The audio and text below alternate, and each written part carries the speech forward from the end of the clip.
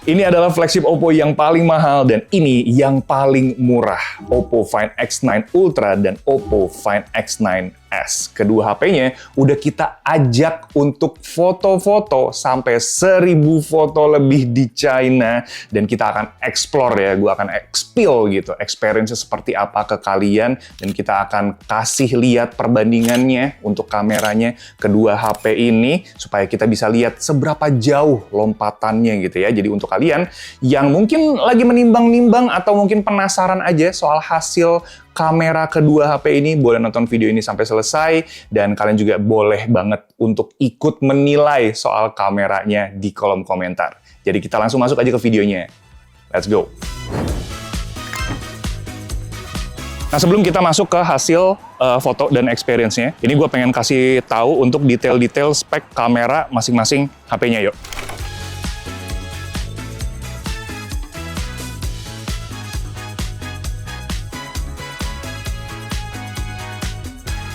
Nah, kita juga di China, ini buat ngadirin global launching-nya, Find X9 Ultra dan Find X9s yang Pro. Tapi yang Pro ini nggak masuk ke global ataupun ke Indonesia ya, kita ke bagian yang X9s, yang mana itu posisinya ada di bawah seri reguler X9 biasa. Experience untuk global launching-nya sendiri itu seru banget, kita dapat pengalaman buat nyobain si teleconverter kit-nya itu. Dia sebenarnya sama-sama aja kayak sebelumnya, mirip-mirip, tapi casing dari si X9 Ultra-nya itu dia lebih Hasselblad gitu ya, lebih keren kalau misalkan kita pakai di outdoor buat street photography dan segala macem. Dan ada juga beberapa kolaborasi aksesoris dengan brand-brand lain ataupun kayak apa ya, bentuk-bentukannya tuh macem-macem gitu, ada tasnya lah, ya segala macam lah. Dan ada beberapa device-device Oppo juga yang dirilis di sana, kayak misalkan si Pad Mini, terus ada Enco Clip 2 dan beberapa aksesoris lainnya gitu ya, yang kecil-kecil.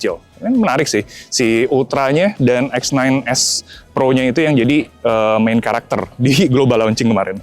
Nah, di pembahasan 1000 foto ini, walaupun jumlah fotonya yang udah kita jepret itu lebih dari 1000 foto ya, tapi yang kita bahas di sini tentu yang sudah terfilter gitu, terbaik dari semua foto yang udah diambil. Kalau semuanya kita masukin bisa 3-4 jam gitu ya.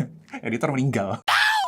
Nah, di sini kita bagi per lensa aja, mulai dari main kameranya atau wide lens, di mana Find X9 Ultra itu pakai sensor 1 inci dengan focal length yang lebih pendek di 23 mm atau dia tuh lebih lebar gitu ya, ketimbang Find X9s yang ada di 24 mm.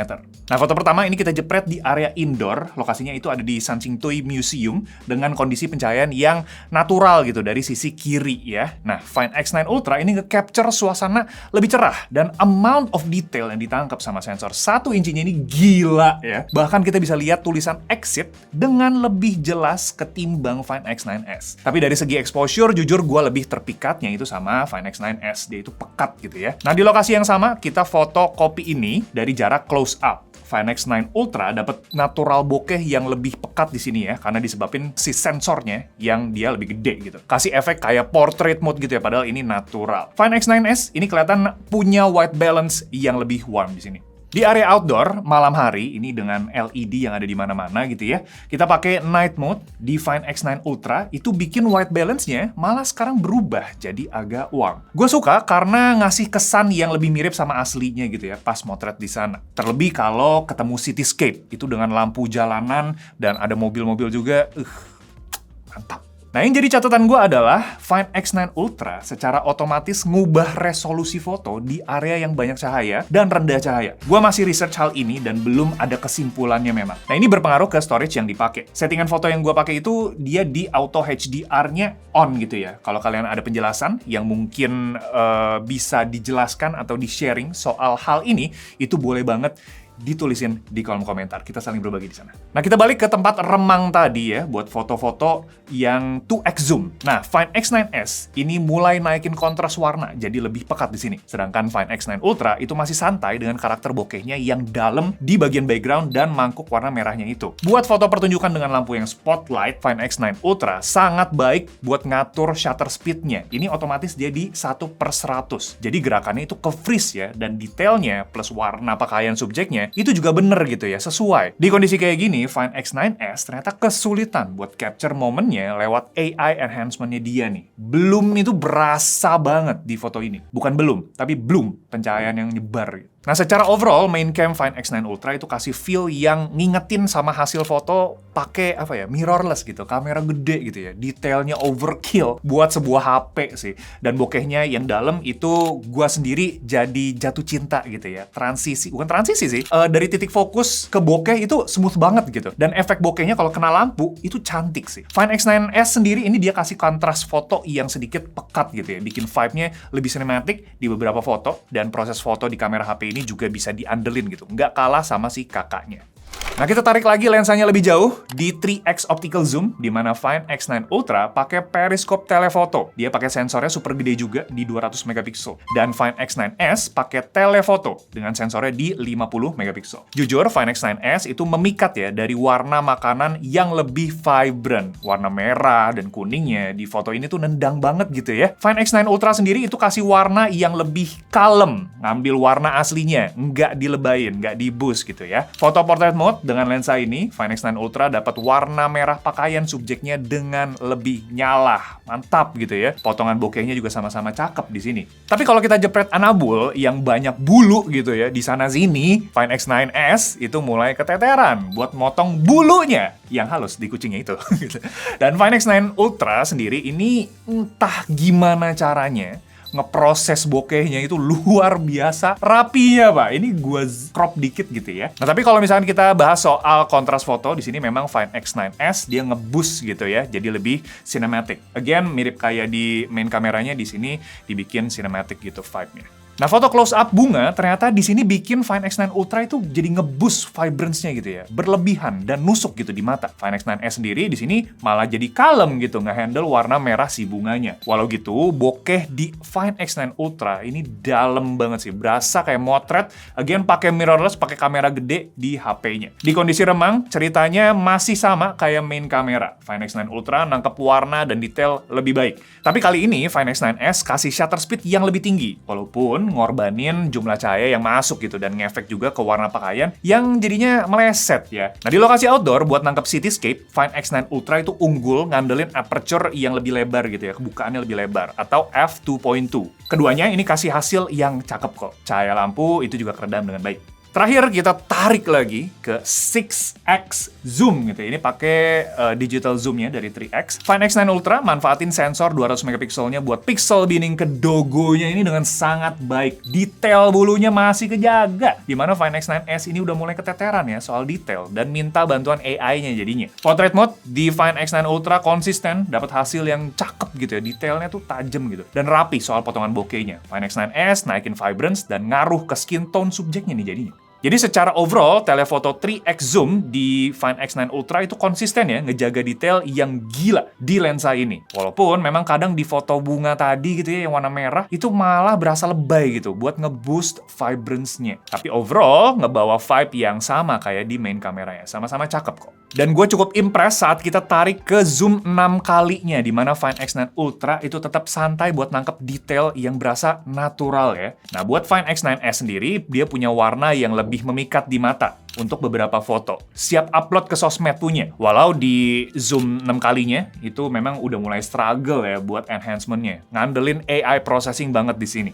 Nah, nggak berhenti di zoom 3 kali, kita tarik lagi ya zoomnya sampai ke periscope telephoto 10x di Find X9 Ultra. Ini pertama kalinya Oppo bikin periscope telephoto sampai sejauh ini. Dan zoom ini tuh real optical gitu ya, bukan hybrid zoom. Dengan struktur desain lensa yang Oppo sebutnya adalah quintuple prism. Pokoknya gitulah. Gue pakai buat motret hewan, street photography, ataupun butuh zoom yang lebih dekat ke subjek pas lagi show berlangsung. Itu nice gitu ya. Lensanya tuh Nah, foto dogo dan aktris yang aktif bergerak, itu di sini kita tetap dapat detail yang cakep. Dan less shaky juga pas gua motret. Yang gua rasain tuh sistem OIS-nya dan software-nya itu oke gitu ya, buat ngejaga foto tetap stabil pas kita motret handheld. Padahal tangan gue itu, gue merasanya udah lumayan geter. Kadang pakai 2 tangan, kadang juga pakai 1 tangan bisa dapetin.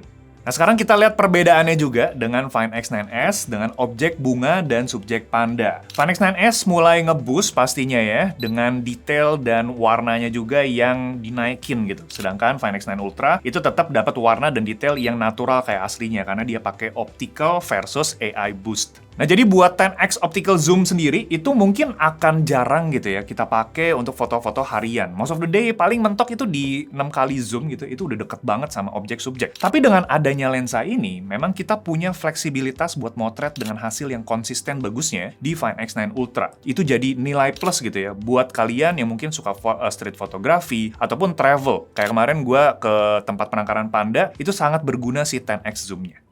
Nah, terakhir di kamera belakang itu ada ultra wide yang gue sendiri pakai buat nangkep arsitektur. Find X9 Ultra ini dapat luas tangkapan yang sedikit lebih lebar di 14 mm versus 15 mm di Find X9s. Dynamic range yang dihasilin itu luas ya, sampai ngeredam lampu atau LED dengan baik gitu. Di kondisi low light sendiri, Find X9s ngambil vibe yang cerah gitu ya. Tak kenapa kayak dinaikin gitu exposure-nya. Sedangkan Find X9 Ultra ngebuat vibe malamnya itu tetap berasa pekat. Jadi gelap, bener-bener gelap, ada LED dia bener-bener cerah gitu ya, jadi dynamic range-nya dia luas.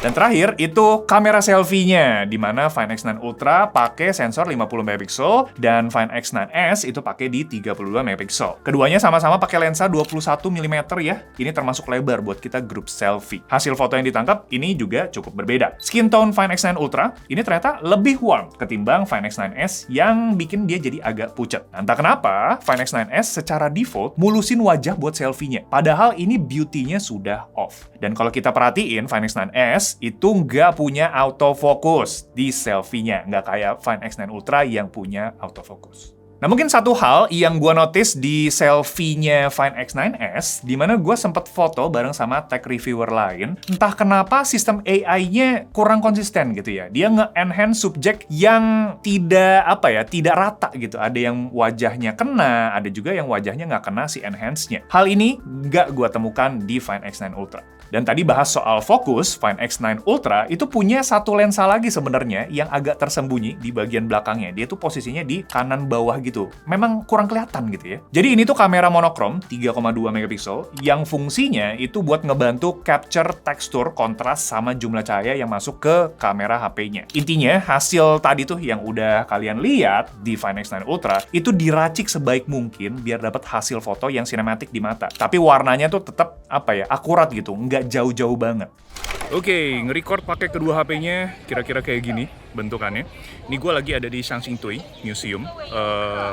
Mungkin kalian udah ngeliat beberapa foto-fotonya di dalam. Tapi ini adalah contoh perekaman pakai 4K 60. Jadi berbeda kalau yang X9S itu kan maksimalnya di 4K 60 udah mentok. Kalau misalkan di Ultra itu dia bisa sampai 4K 120 atau bahkan 8K di 30 fps. By the way, kalau selfie-nya ini memang mentoknya di 4K 60 aja gitu ya.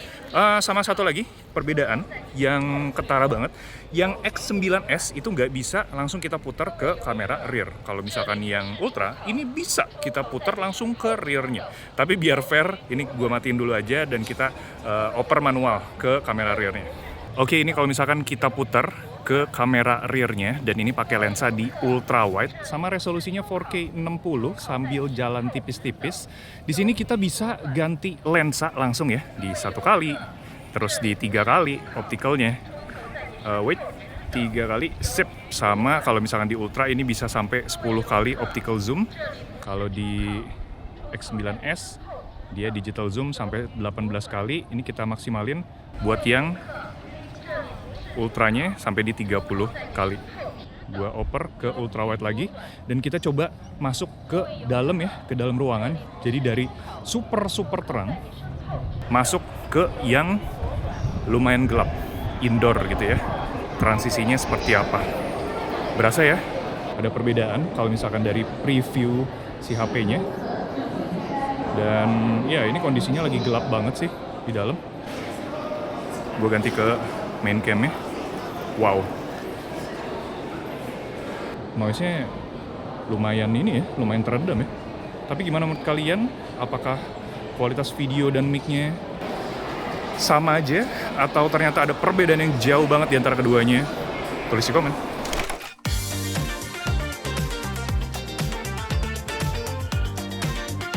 Setelah kita foto-foto dan kita menilai perbandingan di antara kedua HP-nya, bisa dibilang dua-duanya itu punya power atau vibe masing-masing soal kameranya. Buat Oppo Find X9 Ultra sendiri, dia punya setup lensa yang super lengkap dari ultra wide banget sampai zoom jauh ke 10 kali optical zoom, bahkan kita bisa tarik lagi sampai ke 30 kali digital zoom-nya dengan hasil yang luar biasa detail ya. Dan vibe Oppo Hasselblad yang biasanya itu cerah, di sini entah kenapa di tone down gitu ya, lebih realistik atau bisa dibilang lebih cinematic, yang mana itu bisa kita atur lagi untuk exposure-nya apakah dinaikin atau direndahin. Tapi HP ini bener-bener kalau kalian suka street photography, kalian suka detail-detail, dan kalian mungkin banyak explore kamera dari sebuah HP, ini bisa jadi salah satu jawabannya, one of the best camera phone di dunia saat ini menurut gua pribadi. Dan ya, worth buat kalian coba-coba diicip-icip dulu aja. Apalagi buat kalian yang suka banget buat mainin warna di Lightroom setelah kalian foto-foto. Nah, di sini kita bisa pakai master mode-nya yang kita ganti ke manual, dan filenya juga itu kita ganti ke RAW. Itu luar biasa menarik gitu ya hasil-hasil fotonya.